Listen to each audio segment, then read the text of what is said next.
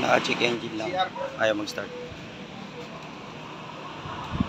Nakiflag lang relay. Check natin to. Gawin na. Isa natin dito.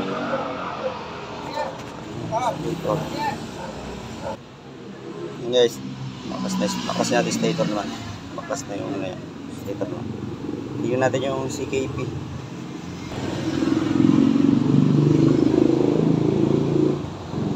Palitan ang CKP na. Basang-basahan lang is kasi.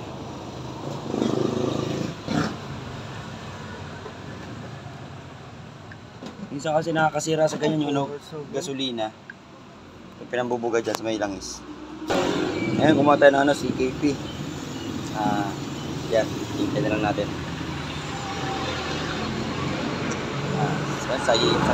Naka long wire na pala to. Oh. Long wire. Bali wala na to. Hinatay na nila.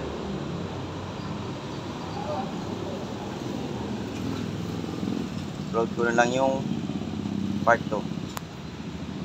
Salamat.